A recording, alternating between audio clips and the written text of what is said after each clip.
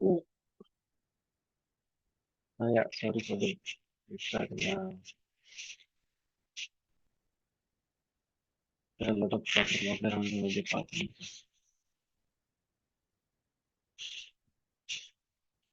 Some auto to come in because of that.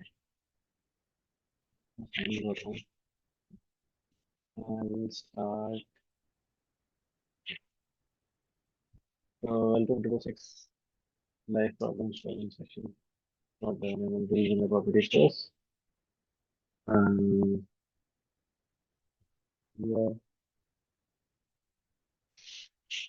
so this week the lectures covered how the um, particle size affects the phase diagram. So as you can see, this dashed line is the bulk phase diagram.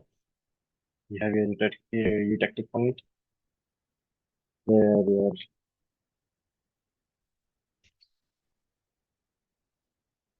liquid transforms directly into solid.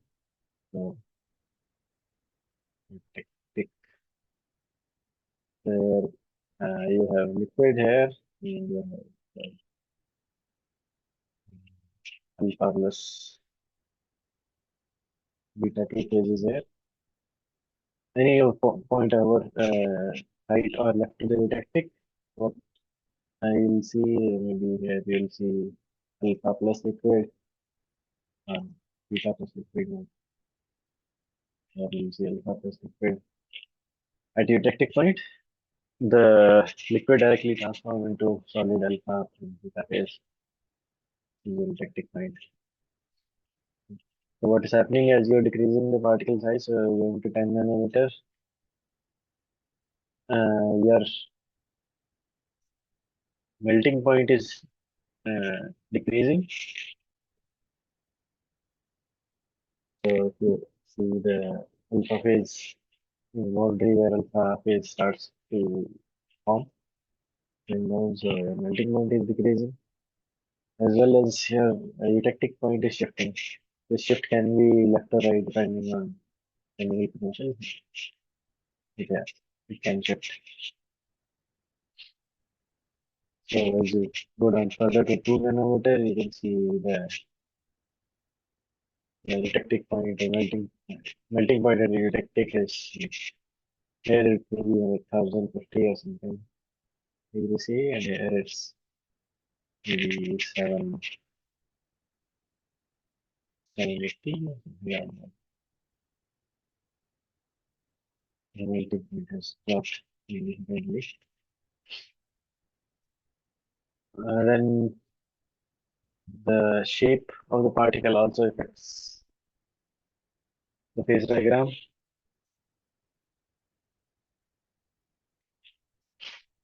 So this is combined effect of shape and the size. So if you have a cube, so as you see, this value is almost same, but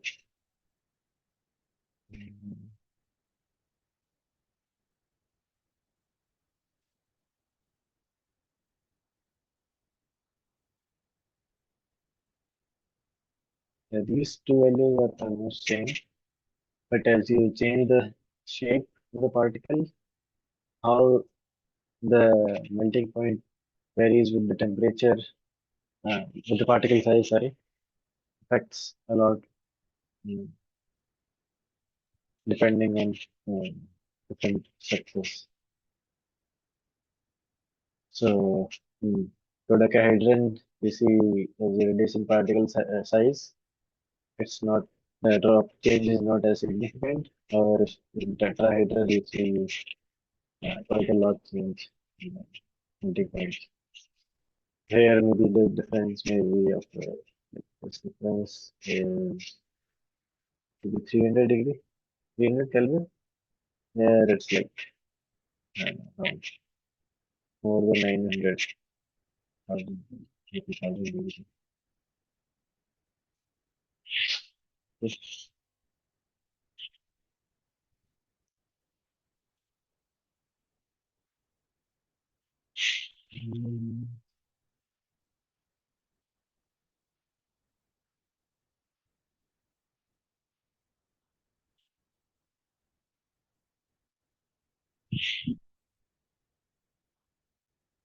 So your total gives free energy is sum of the bulk and the surface.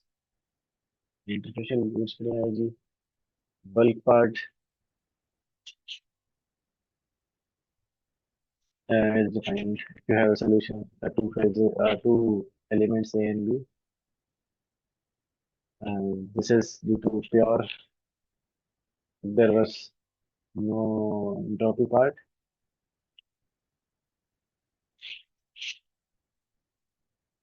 Like this is XA is a mole fraction of A, and delta G not A is free energy of pure A. Next B is mole fraction of B. GB is again free energy of pure B phase. RT this is your entropy term. So entropy, and this is due to mixing.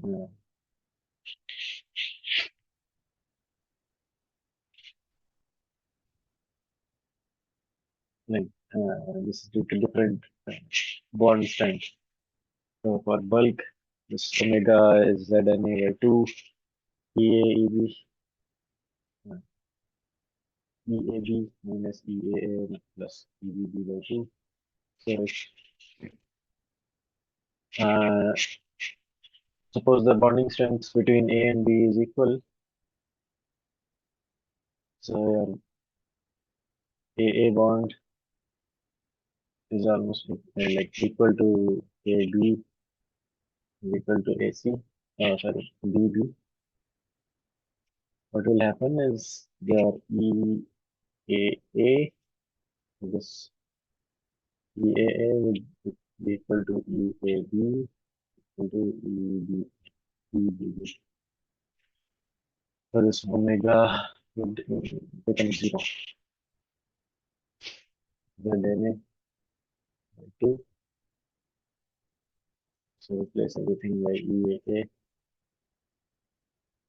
minus EAA plus EAA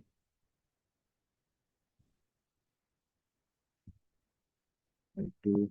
So this is EAA and so that. In case the bond strength between A and B mix atoms is same, this time is just this is just due to the bulk contribution and due to interfacial contribution. Yeah, this gamma is your interfacial energy, V is your atomic volume, C is the shape factor depending on the shape of the particle, spherical, dodecahedron, whatever. R is the size of that particle. So if you have two species, two elements, so atomic volume becomes their the mole fraction of A into atomic volume of A plus mole fraction of B, and interfacial energy is also a function of mole fraction of X. This will see later.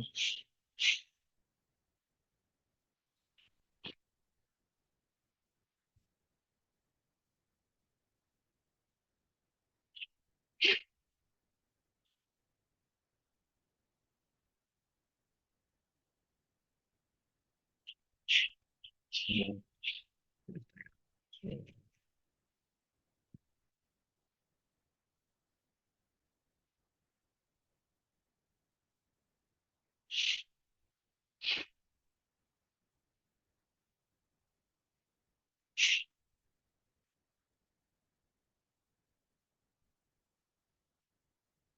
I think I'll skip these slides. I think we come back to the gifts.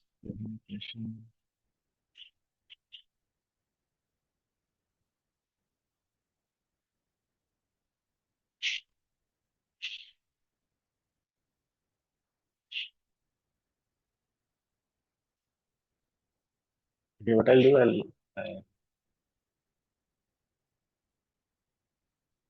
for these three slides, I'll add the description. Like add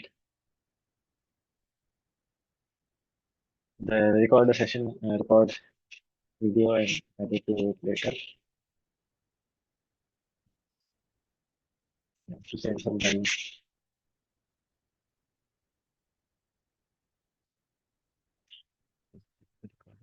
I'll go over the practice question and the assignment question.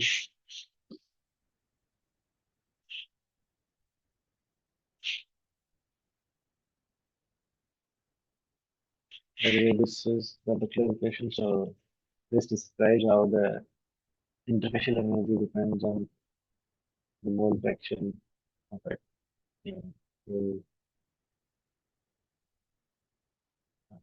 mole fraction of A at the surface and removal. So, the GA, this also depends on the mole fraction next A. And this is how the B energy formula is talking about. The gamma is function of oxygen.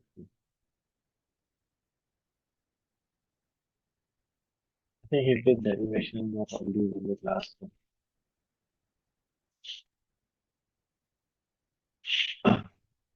And no practice question. So the surface energy is dependent on, so if you remember the Wolf construction, Wolf diagrams, they constructed.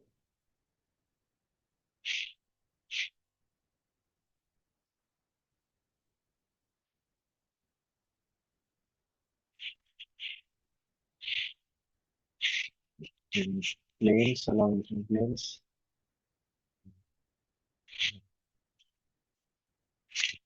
In zero direction.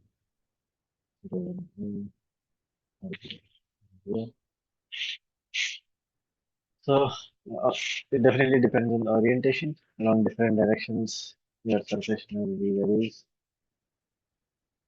So the radius is described how the surface energy. Oh, yeah. The other kind of page 20. Composition. mm, This formula, interfacial energy. Interfacial energy will depend on this. The surface energy is dependent on the interfacial energy. So you can see it depends on the composition. It's a XB, the mole fraction of A, and the mole fraction is similarly will be the opportunity. And temperature, RT term area produce is also a function of temperature. Orientation we already saw. So it depends on all three.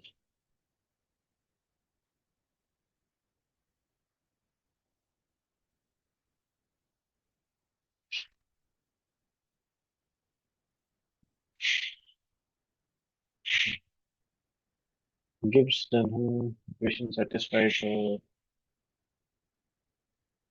this was again the condition mentioned in the lecture.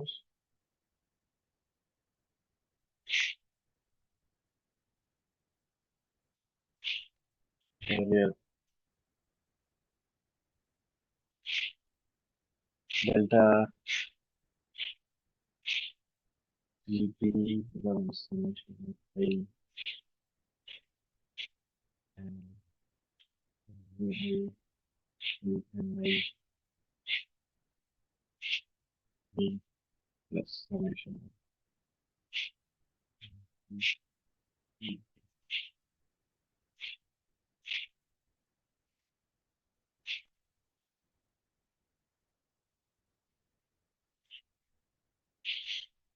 This summation.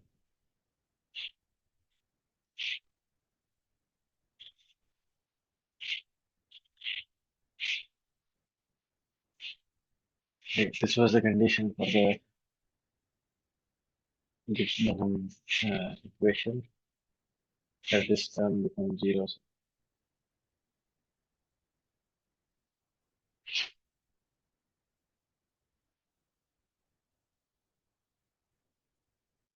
So bulk summation of mu into 1 the bulk becomes zero. I think he has covered this in the this condition. How that equation comes from this condition is for isotropic spherical particle, the Gibbs free energy of surface is expressed as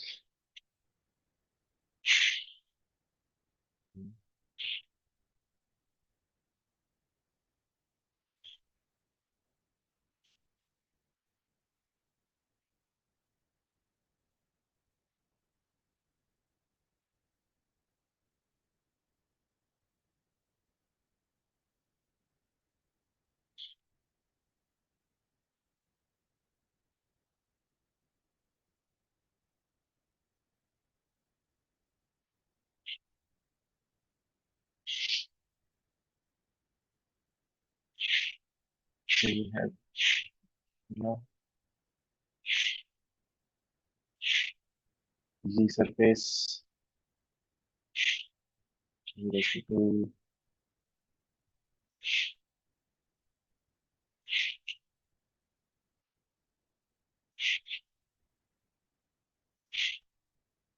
to the atomic speed by R.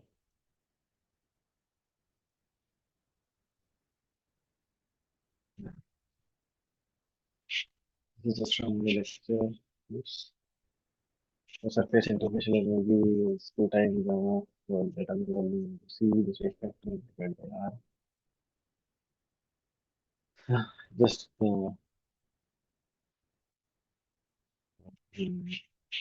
just asking the formula. The atomic volume, like, the shape factor. Okay.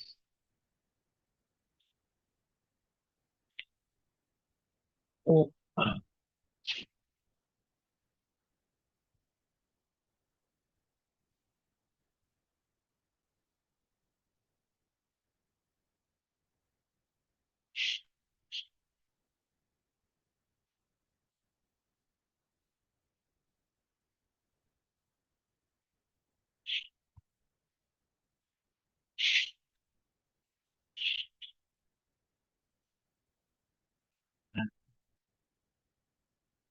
let's skip this first question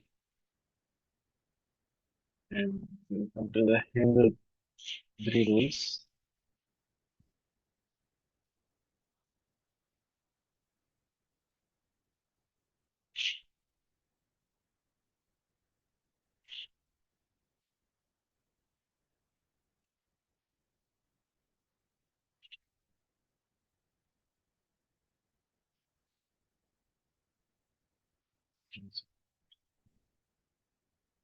Hindu three rules for extraction solid solubility, atom diameter of the solver atoms should not differ between them. First, let's understand what solution, what he means by solute and solvent. So, if you have two elements, uh,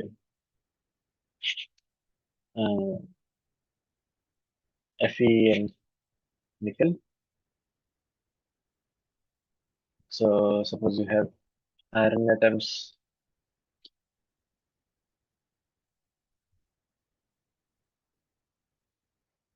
You have pure iron, so this is just iron initially, Fe. And you add some nickel to it. So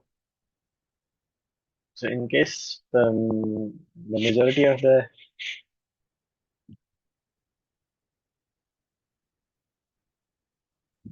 whichever is in the larger fraction becomes your solvent. Fe here, since most of the atoms are Fe, so this is a solvent, and The nickel is a solid. Yeah. So now the him the three rules. So now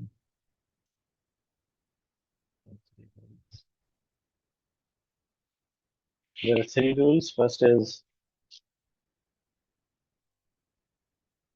crystal structure of solute and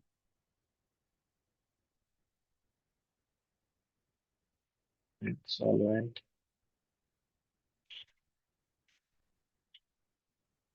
has to be similar. So iron can have BCC and FCC structure, but let's assume it has FCC for now. So for effective mixing of iron and nickel, both should have similar crystal structure. So yes, FCC, they have both have FCC to phase. They can form a solid solution. Okay. So extensive solubility is also we also call this one of the rules for formation of solid solution.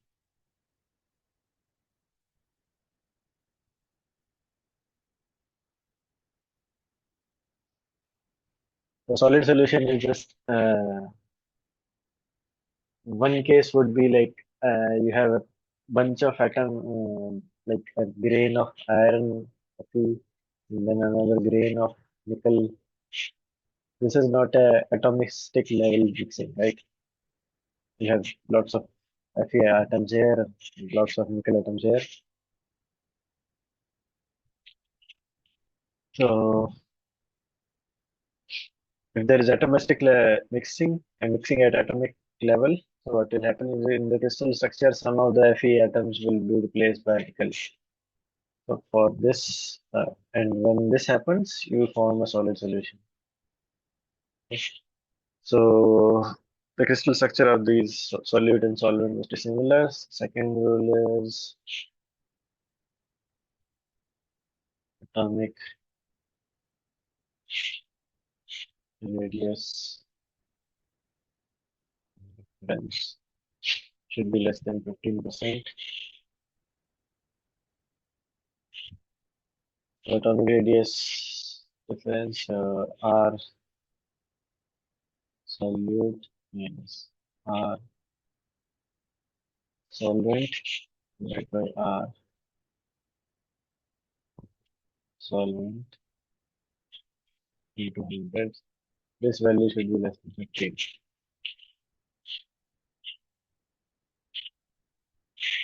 So,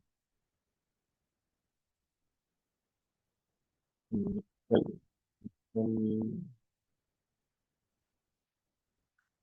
I think nickel has a slightly smaller radius than iron in periodic tables.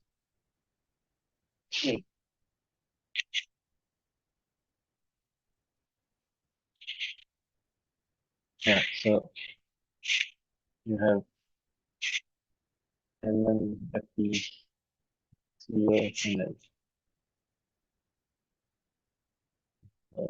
Nickel and iron are close to each other in the periodic table, so they can mix with each other. Their atomic size is close, similar to each other. Or if you take some other element, maybe Ag, it uh,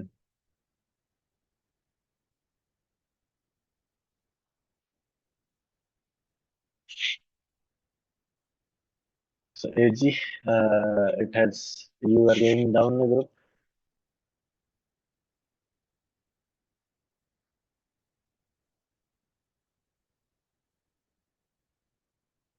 So we are going down a period. So Ag is much larger than both iron and nickel, so it will have trouble accommodating itself here.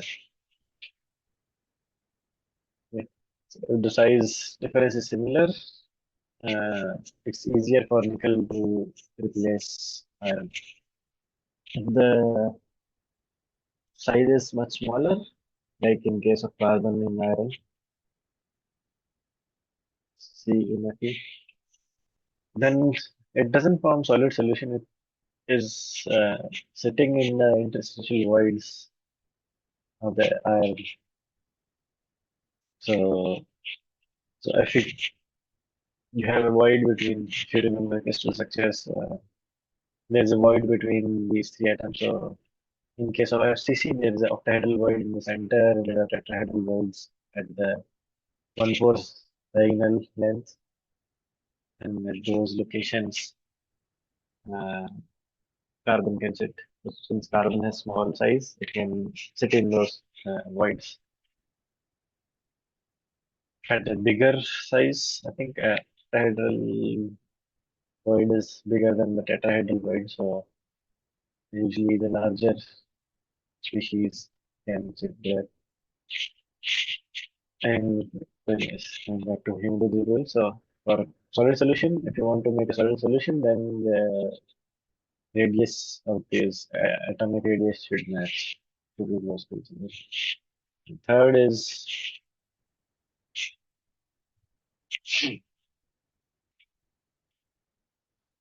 solute and solvent.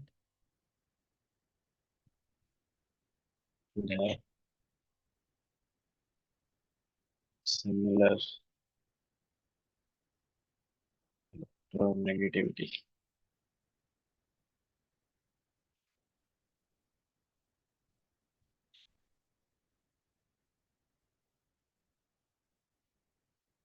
Both your solvent and solute should have similar electronegativity. Electronegativity is just affinity for getting the electron.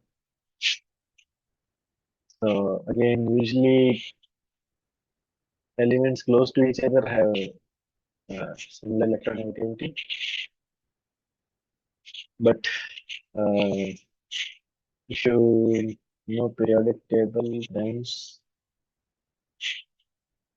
so as you go left to right, the size decreases, and as you go down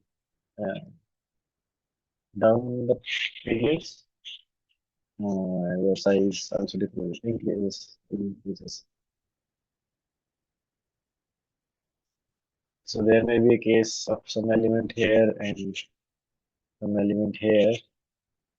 As you go down the period, its size should be bigger than this one, but since you're going across the group 2, their size may be similar. This is some X element and this is your Y element. So uh, R of X may be similar to R of Y. However, since they are far apart in the periodic table, they may have different electronegativity or electronegativity. So then it becomes difficult to form some solution. These are the three conditions. Crystal structure must be similar. Atomic radius difference should be small, and they should have similar electronegativity. So embroidery rule for extended solubility. So the radius should be equal. Okay. Okay. As the particle size decreases, the eutectic temperature of the nanophase diagram. So this is the figure. This is your eutectic point.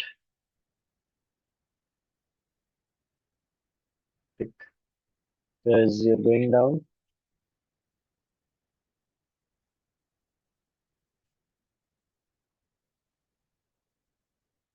so as you're going down, the eutectic is shifting downwards. Right? So 10 nanometer size will be shifted this much, and for 2 nanometers, I shifted a lot. So the eutectic temperature is going down.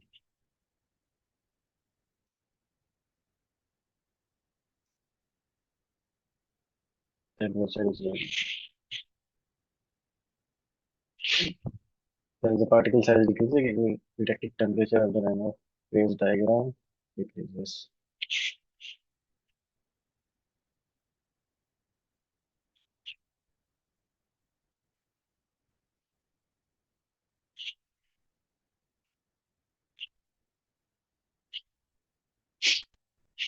It's,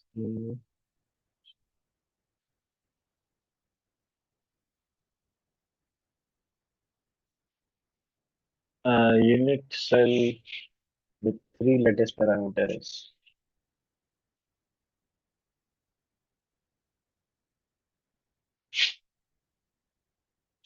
So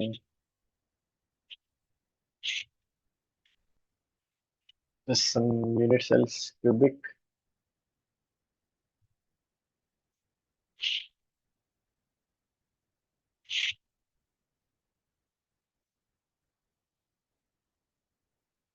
First we have a cubic. The condition is A is equals to B is equals to C. So what are ABC? No, yeah, just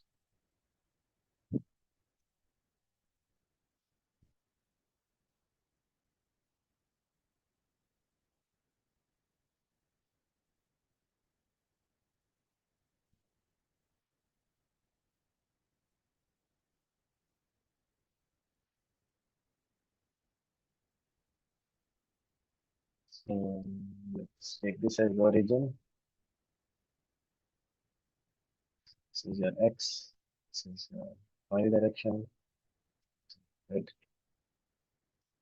So ABC, A is along the X, B is along Y, C along Z. So this is the size of your unit cell along X, Y, and Z direction. In cubic, A, B, C both will be equal, and alpha will be equal to beta equal to gamma, and this one will be equal to 90. Alpha is what the x-axis, the this x plane, A makes with the BC plane, where it is 90 degree. So this lattice parameters are vector units. They have magnitude as well directions. So magnitude से तो if these have three have equal magnitude and their angles with each other. So with YZ plane, yeah,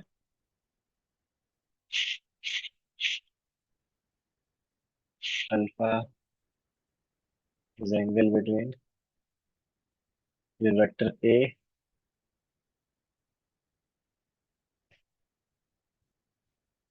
this, A lattice parameter with YZ plane.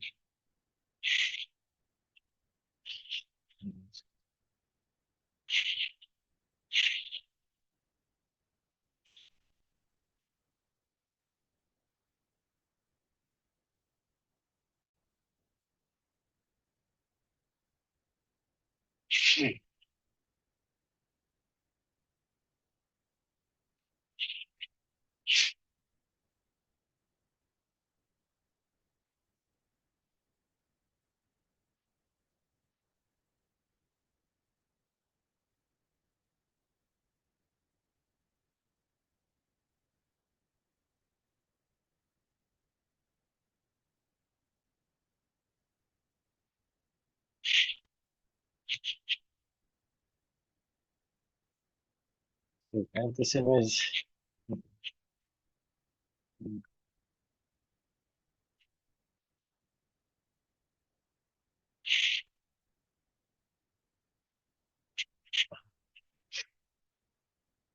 this one they have shown alpha between the xy plane and the c vector.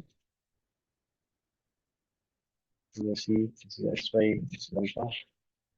A, B, C the same x, y, z, and between C and xy is alpha.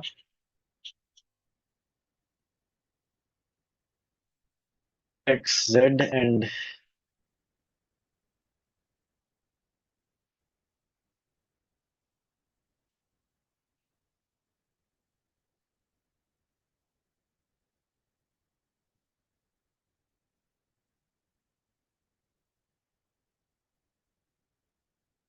yeah, xy and C is alpha.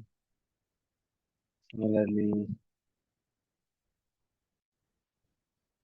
between AB is gamma and AC is a beta. So cubic condition is A, B, C are equal if alpha, beta, gamma is 90 degree. So initial with three lattice parameters here. My three lattice parameter means the A, B, C should be different. So other lattice, primitive lattices have you can have monoclinic.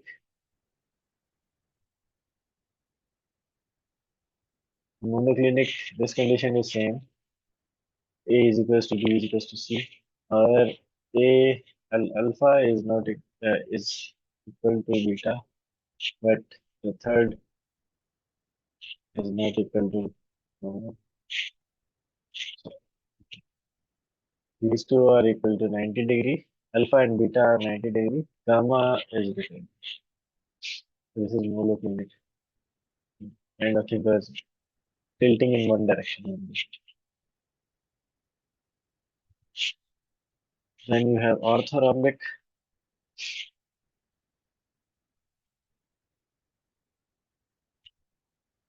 uh, Rhombic.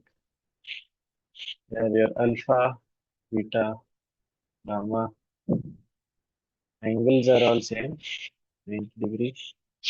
Or your A is not equal to B is not equal to C. So just extend this uh, cube along A direction. So it will become bigger. B along expanded by different value. Okay. So A will be different than B will be different than C. So this will be your orthorhombic. So you already have the answer. Three different lattice parameters is orthorhombic. I will go. So monoclinic में all three are equal. Triclinic again. Alpha, beta, gamma is all three are different from each other.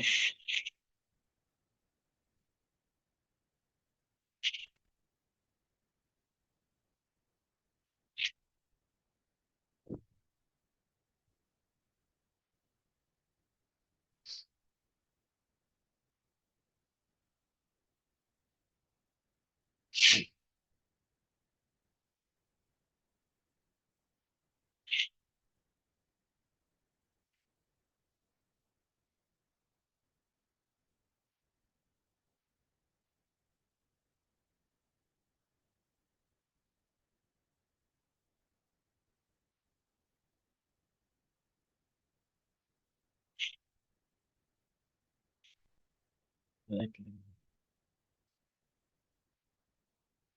tetragonal, so I'll go with tetragonal. Tetragonal, no.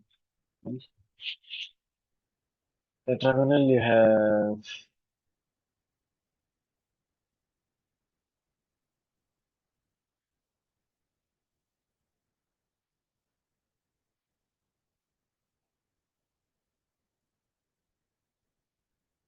A, B are equal, C is different, and the alpha, beta, gamma.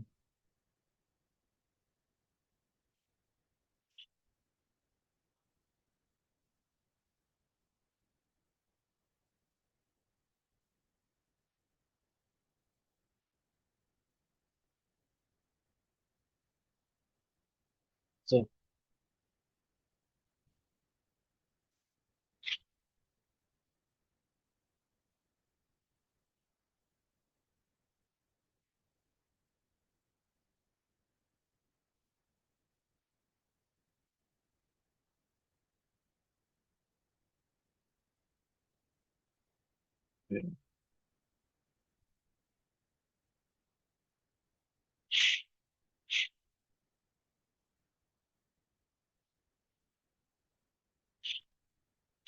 tetragonal A is not equal to B.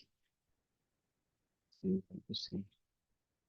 Two sides are equal and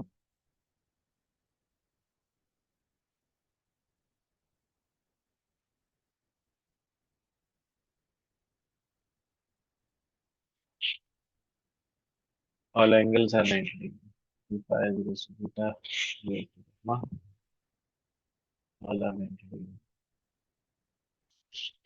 And you have monoclinic, oh sorry, triclinic,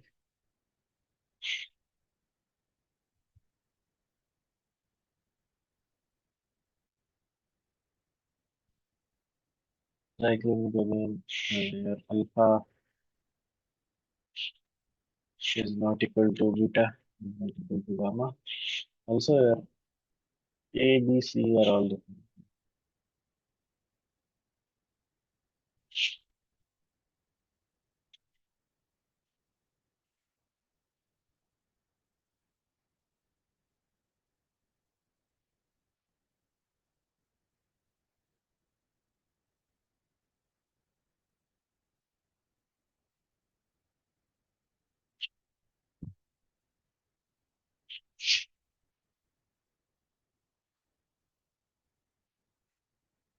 So the triclinic will be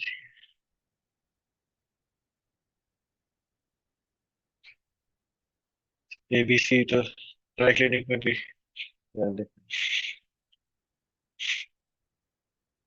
both of these will have three lattice parameters.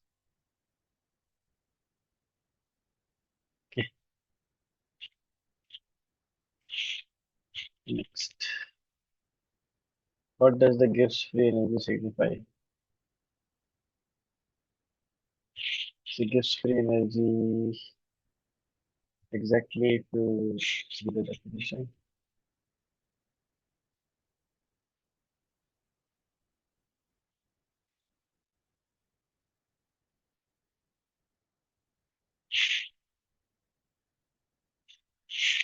Gibbs free energy is the thermodynamic potential that measure the maximum amount of non-expansion work the system can perform under constant temperature and pressure.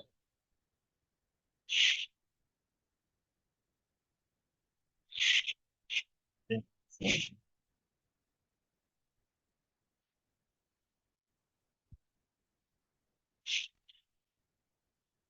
So, by the definition, it is the thermodynamic potential that measures the maximum amount of work it can do under constant pressure and temperature. So it's a thermodynamic potential, and it indicates the free energy available to do the work that was done by the system.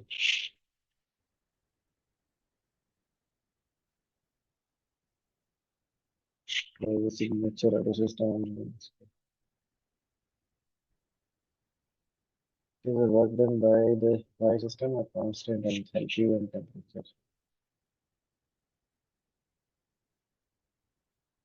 Enthalpy over fixed delta H, delta G is equals to delta H minus D delta S, 0 over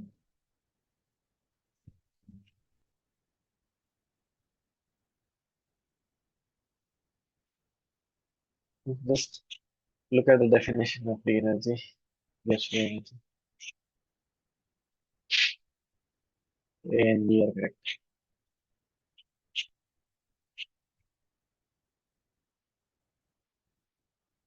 For a particular reaction, delta H is given as minus 19.9 kilojoule per mole. Delta S is 65 kilojoule per mole. Assuming that delta H and delta S do not vary with temperature, what is the equilibrium temperature?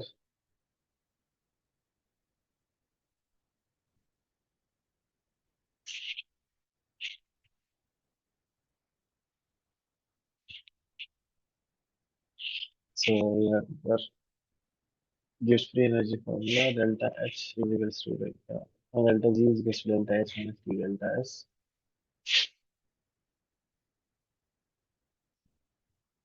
So at equilibrium, this will be equal to 0. So yeah, at equilibrium temperature delta H over delta S is equals to temperature. Particularly, we have to find this equilibrium temperature. Okay. Delta H we are given as minus 19.9 into 10 to the power 3 joules per mole divided by delta S, which is minus 55.5 joule per Kelvin mole.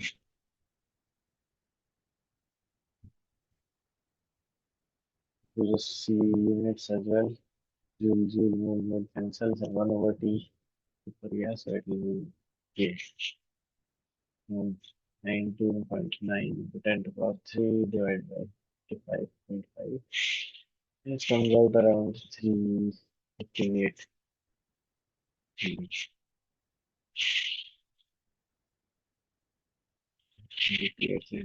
So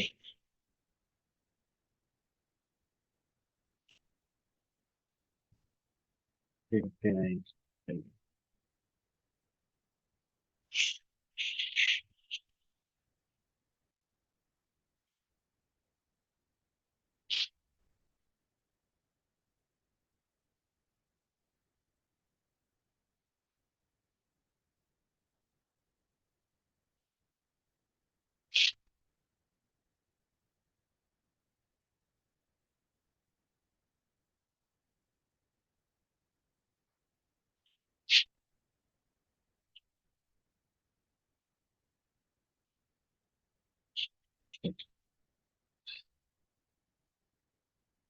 Gives free energy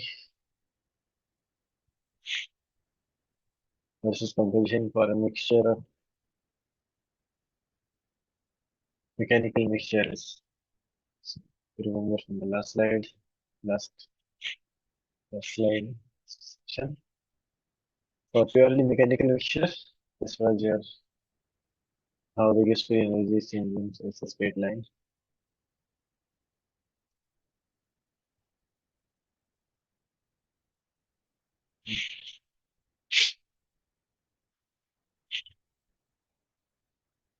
It's a straight line. It is the physical meaning of chemical potential. Again, just look at the definition of chemical potential. So it is the potential which is used to maintain the equilibrium between the interface of two phases for any thermodynamic system. It is the amount of energy absorbed or released per unit mole to maintain equilibrium. Right. It is the change in gives free energy per unit mole at constant temperature, constant pressure, and mole fraction of other components. Yes, all of them are correct. This is just definition of chemical potential used.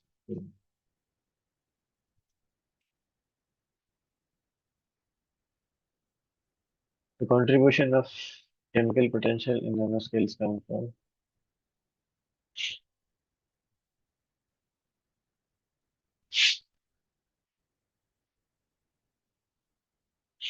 So if you remember chemical potential mu infinity bulk part plus U gamma Vn by R. The chemical potential at nanoscales comes from uh, bulk contribution. So this is your bulk and this is your surface contribution.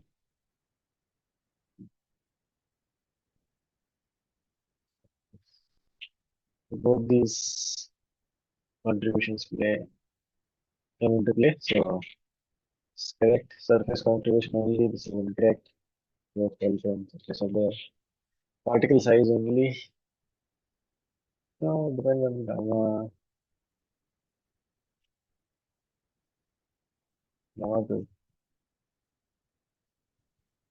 due to mass of nanoparticle mass to compare. It's just a volume. So only is correct.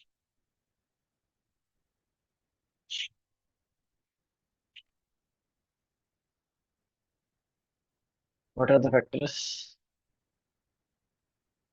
that get affected by the curvature of the nanoparticle? So curvature is just kappa is equals to 1 over r. So what are the factors which are affected by the radius of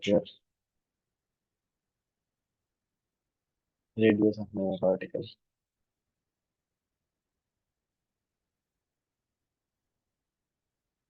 So when we have seen formula for all of these, so their vacancy concentration depends on the radius. Their melting temperature depends on the size of the particle and their chemical composition. All three things depend on the size of the particle, which is the radius.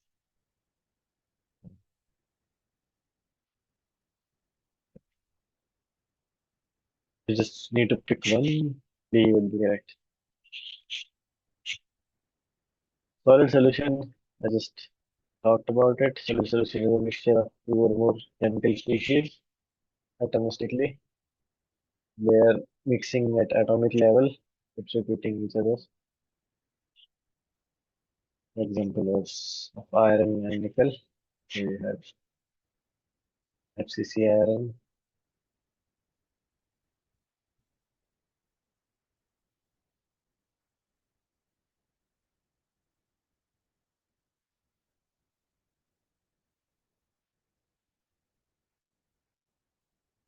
FCC.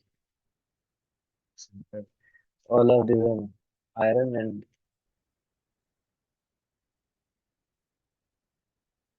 one is replaced by nickel. So at atomic level, iron at atomic level, nickel is missing.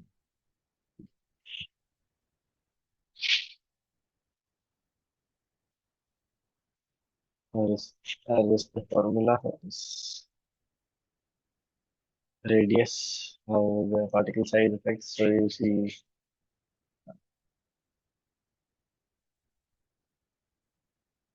your concentration.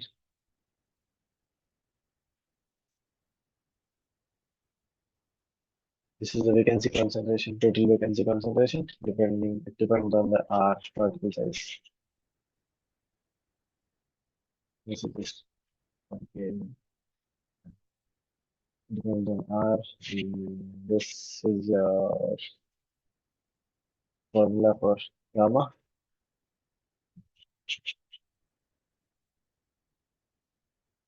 It chemical composition. Yeah.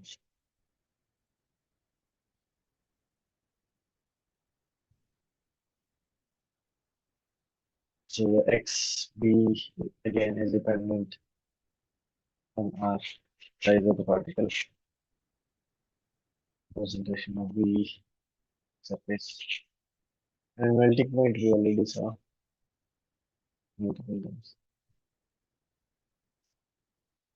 Grain boundary between grain boundaries between two grains are relatively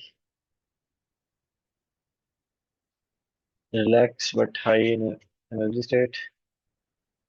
They are high in energy, but they are not relaxed. Competitive stresses with respect to the neighboring grains.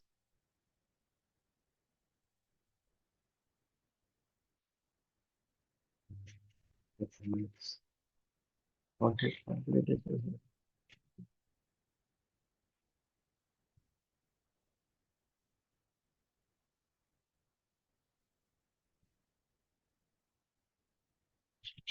disordered and energetically and relaxed high energy states. So this is correct. So I'll show you. This, these are high resolution 10 transmission electron microscopy images. All these dots you see are atoms. So if you see orientation of this grain, so this is grain one.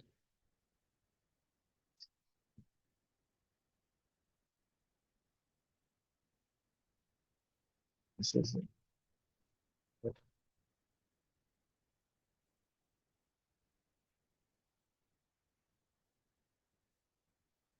grain one. This is your grain two. Here's the orientation. You see planes are aligned along roughly along these directions, right? And this one, uh, they're aligned along this direction, right? This is the one axis, and this is another different axis.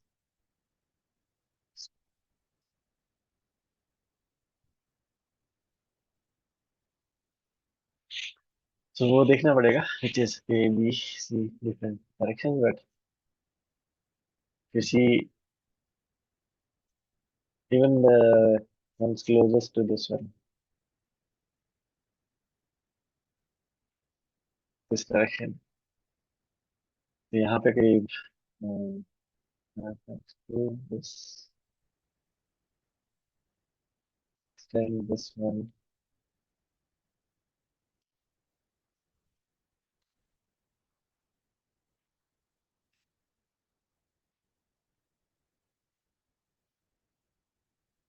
Straight line. This is the direction for this grain, and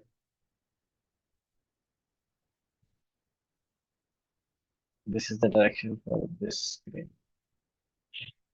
So both of them, they have some angle between them. They're not aligned perfectly. So बीच में there is this region of atoms where they are confused. They are neither to belongs to this grain or this grain. So this is your grain boundary. And their region. This is your grain boundary. So here they're at this place. They are unrelaxed high energy states because they're not bonded. They're not forming complete bonds as as they should. They're high energy states and unrelaxed states. C is correct.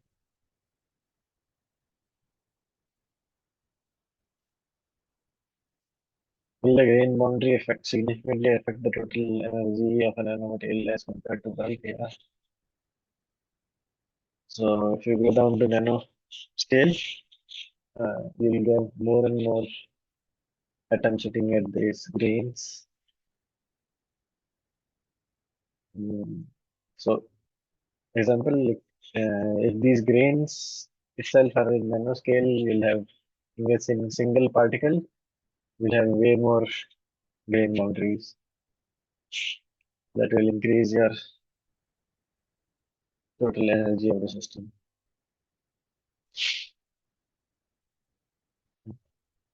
Again, this is an example of grain boundary.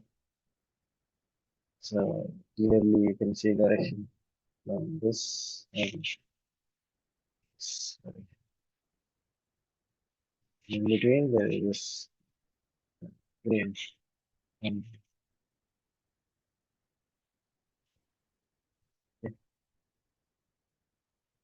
phase diagram of alloy and scale depends on.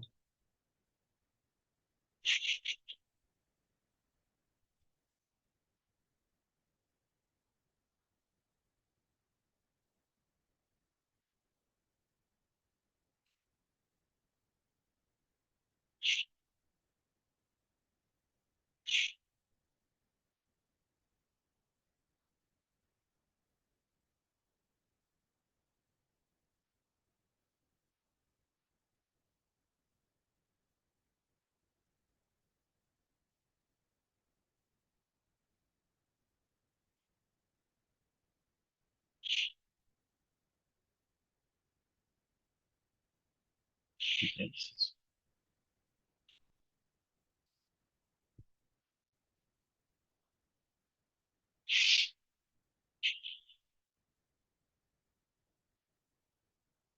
Okay.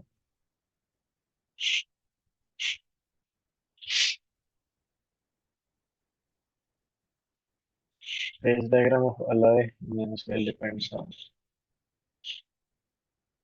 So this. Let's see. Here. So and nanoscale again. So this is just 4 nanometer, 10 nanometer. Both your shape of your particle, tetrahedron, dodecahedron, and your size are affecting the phase diagram. So both shape and the particle size affect your phase diagram.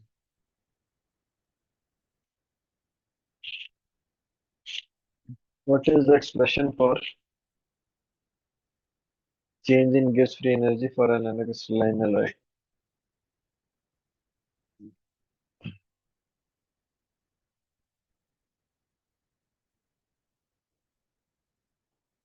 Hmm,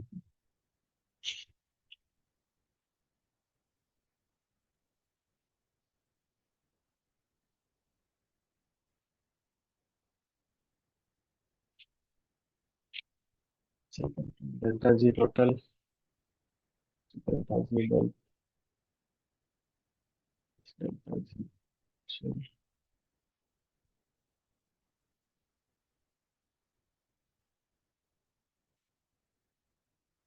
I think uh, let's check the lecture.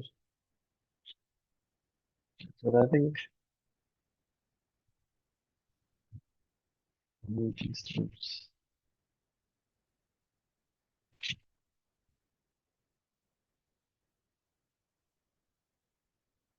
This one.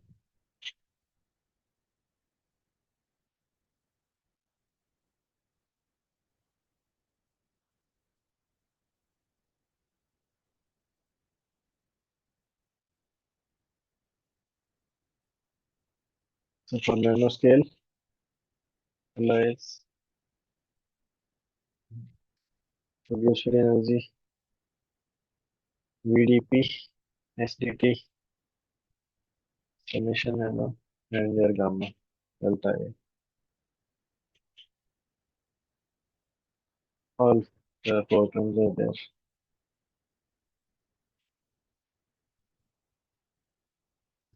Copy it here.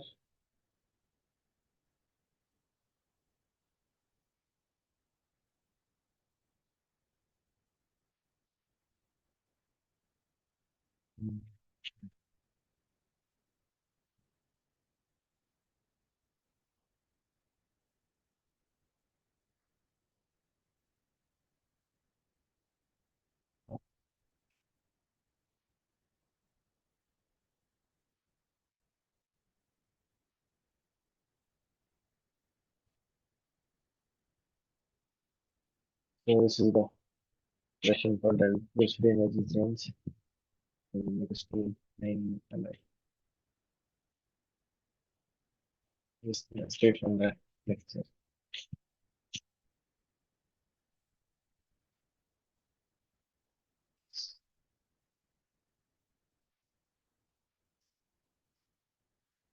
Gives free energy. Surface gives free energy is a function of grain boundary thickness and composition.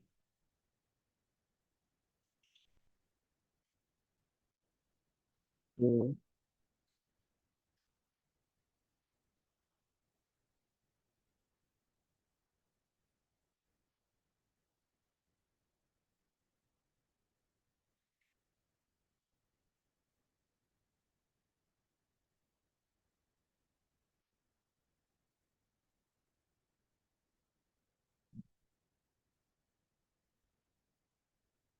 Grain boundary thickness. The grain boundary is thicker. You'll have more number of atoms which are unbounded and in high energy states. So surface energy will increase. Composition as well because like different atoms will have different amount of. So surface energy is a function of the chemical concentration, composition, right? So depends both on again on the thickness and the composition. The interface in the nanocrystalline bulk material is known as boundary. If you have bulk, you have the grains. In between these grains, you have your boundary. This is a grain. This is a grain.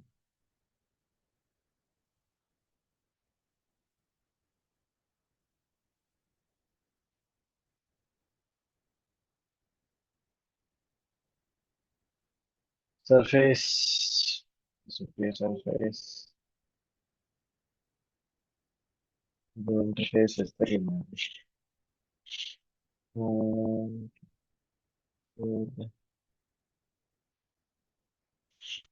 this week's assignment, last week's assignment,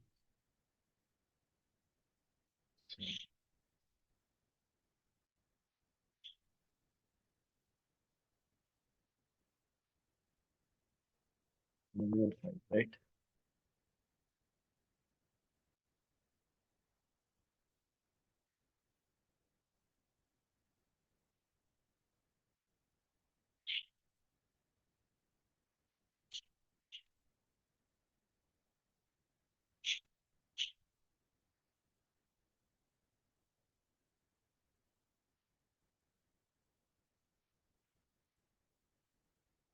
First question is in reaction, change in entropy is given as this value 2.4 calorie per Kelvin. And the change in gas free energy is given as 3.4 kilocalories. Calculate the change in the heat of the system at uh, 20 degrees Celsius. So you know the formula. Gas free energy, change in gas free energy is change in heat plus minus T delta S.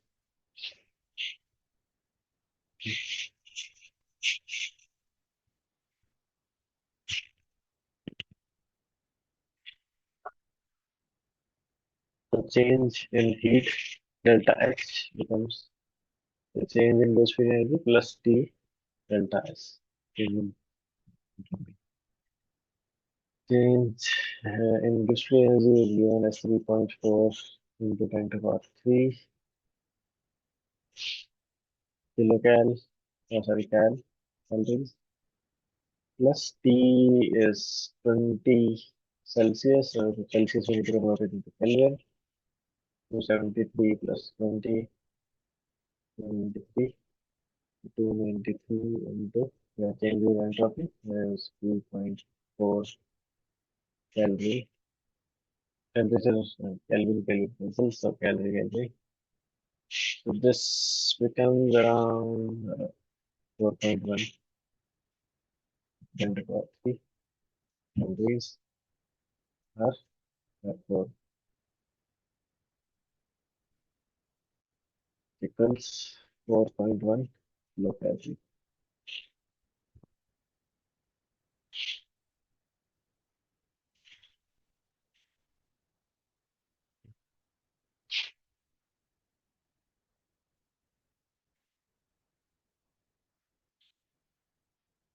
And second question,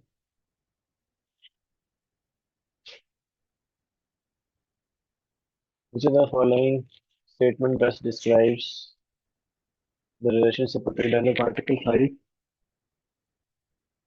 and the melting point?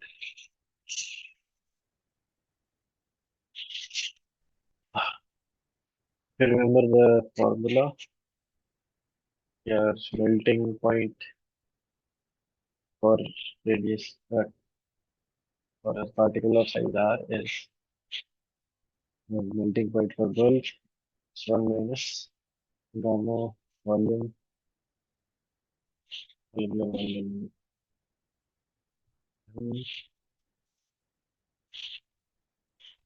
delta HF into R. R is the radius. As we okay, melting point increases as we decrease the nanoparticle size. So nanoparticle size is decreasing. So this value is decreasing, which means the entire this value is increasing. One minus this is increasing. So you're subtracting something more from one. This is decreasing, so this overall thing is mm, actually decreasing. Since there's a minus sign here. So the melting point is not increasing, so it's incorrect. Decreasing the option is correct. Which will decrease the melting point. Sorry, it will decrease the particle size. Independent, correct. Melting point fluctuates annually. So these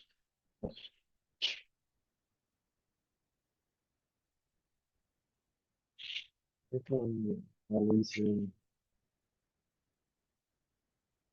right, how the page diagram changes.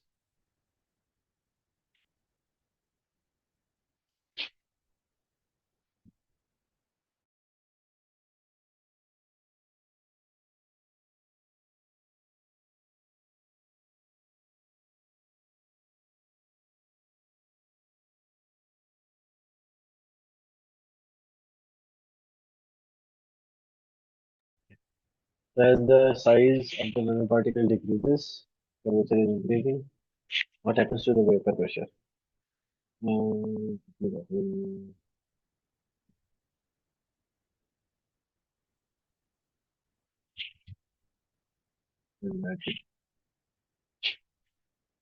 pressure at R, particle size of R.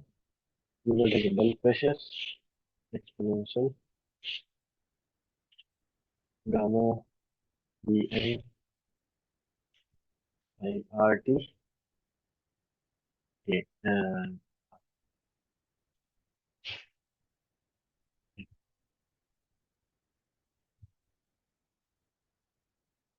As your particle size is decreasing, so this is decreasing, so this entire thing is increasing, so this is decreasing, this is increasing, the exponential is increasing, so the pressure is increasing.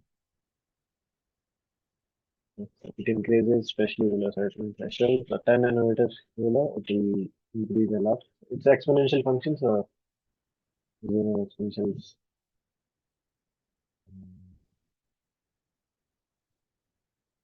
something like this.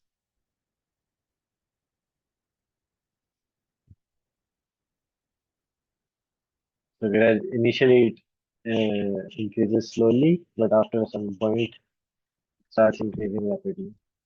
Okay. Linearly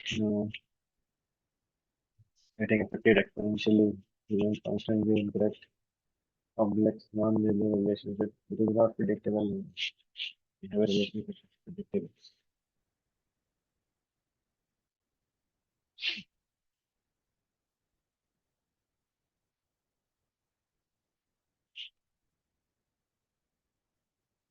Next fourth question.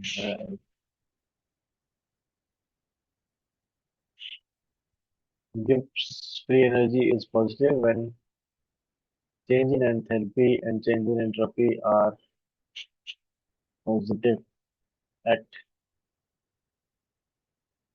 so delta G is delta H minus T delta S. So you want delta G to be positive, so we said that it should be equal to 0. So delta H will be greater than T delta S. Yes. So this will happen since both these terms are positive. You want to decrease temperature, right?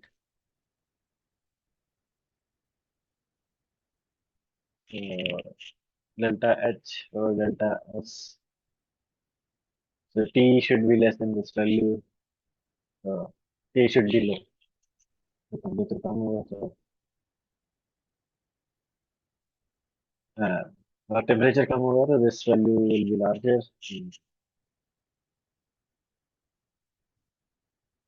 Larger temperature, if the temperature is low, this value will be smaller. This value, that's the condition we want, right? In the temperature. Only 0 Kelvin, yeah, it will be true at 0 Kelvin, but not only at 0 Kelvin. It will be also true at all temperatures less than this value.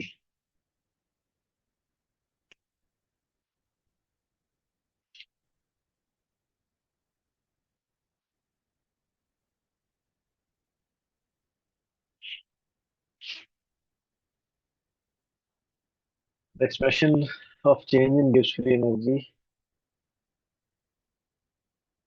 is valid for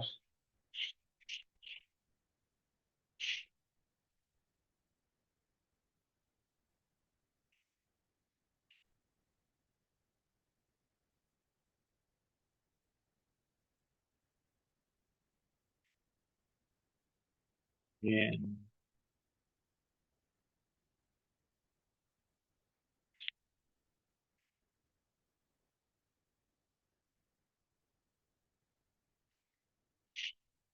this value.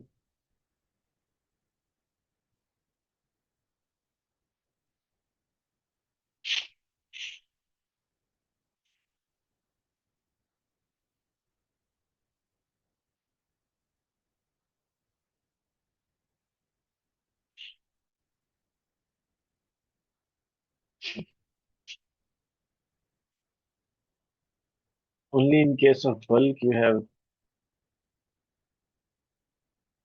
these three terms, V delta P, S delta T, and your mu I and I. If you go down to, if you have nanoparticle or smaller particles, grains, then at the grain boundaries, you will have all these extra terms due to, so just this equation, I'll copy it.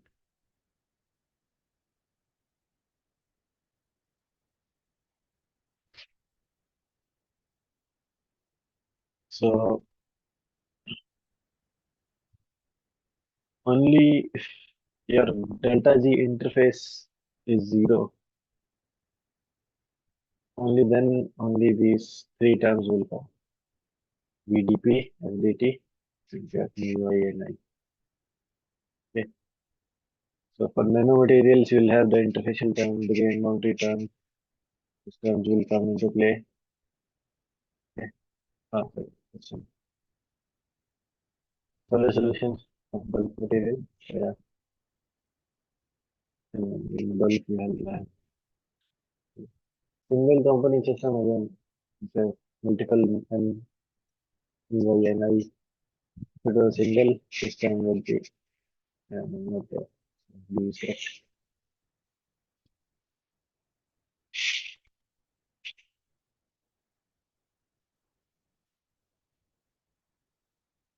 Delta G for mixing of ideal solution is negative. It implies the mixing processes. So delta G, when it's equal to zero, you have your system is in equilibrium.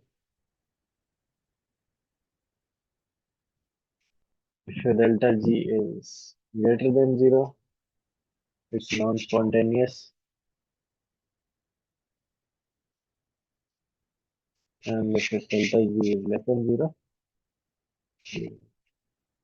your system or reaction, whatever process is going on, it's spontaneous.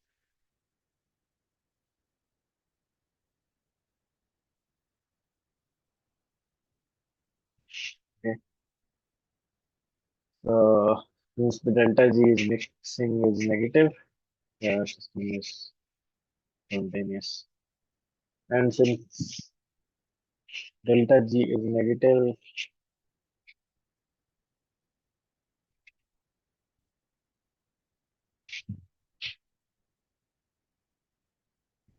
delta G is less than 0, so delta H means the delta S is less than 0. Since you're mixing, delta S is positive, right?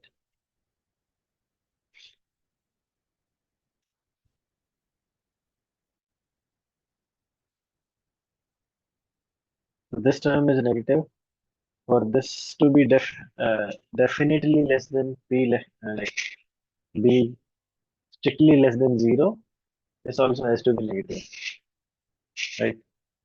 So suppose this value was 100 joule and this was 200 joule. This will be invalid. This condition will not be satisfied. So for this to happen, delta H, either delta H should be less than this value, or if it's negative, uh, yeah, if it's negative, then it will be less than. So it can be endothermic, but not always true. Like this value should be less than this value. So most of the time, it will be exothermic. Particularly on yes.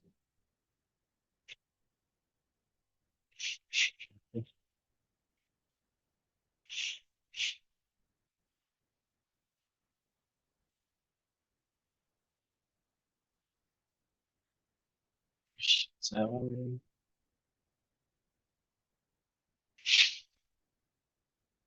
7. I think I'll copy this here.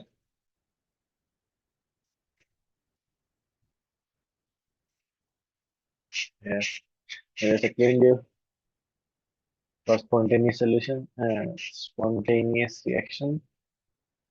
If this is true, this is true. For non-spontaneous delta is positive, so this is also true. This is also true, so this is the only statement which is false. So we are absolutely not right now. So here is the next step.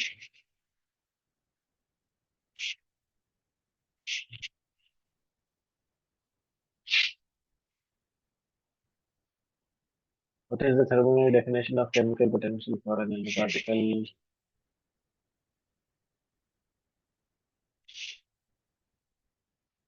Easier to eliminate the incorrect options. Surface area of nanoparticles. Uh, definition. That's that. Total number of molecules in nanoparticles is number of moles.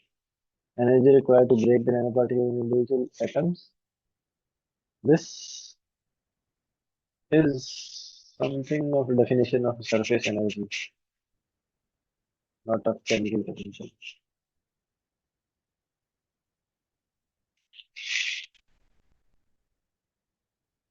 So if you break a particle into smaller individual atoms, individual atoms, then we'll have some other definition, cohesive energy or something like that. It's just a change in free energy of system when one mole of nanoparticle is added, keeping the temperature, pressure, and other.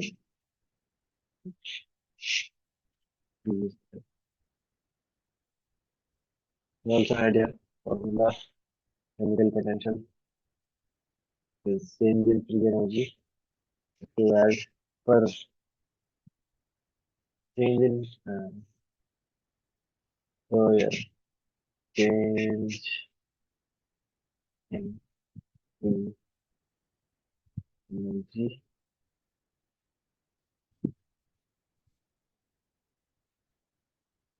per change in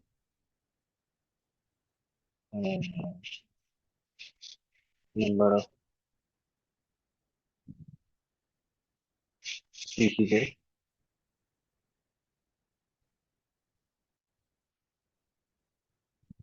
This can be atoms or particles, whatever. If it was a element, like sodium or iron or something like that, then chemical potential of sodium would be changing this energy per mole given. sodium and sodium concentration.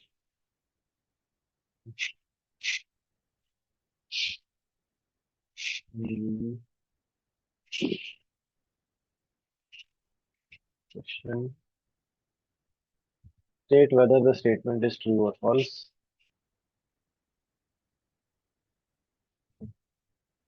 Enthalpy of mixing of ideal solutions taken 0 as there is no heat absorbed or heat during the mixing because there is no change in the bond breakage.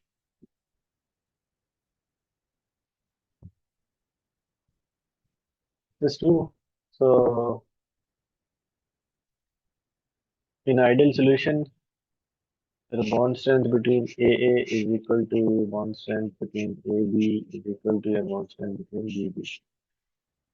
If a bond strength is equal and then any energy you apply to break this bond, so suppose you break the AA bond and form, so you have AA and BB, and you make 2 times AB. Right? Since the energy required to break this bond and this bond is uh, equal to energy required to break these in this bond, the energy is equal, so no energy is released. It's no heat is absorbed or released during the mixture, and there is no change in energy involved in breaking forming the bond.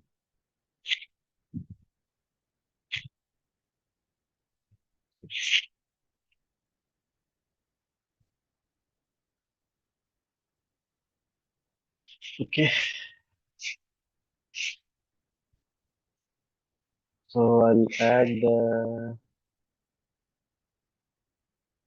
some discussion about this in the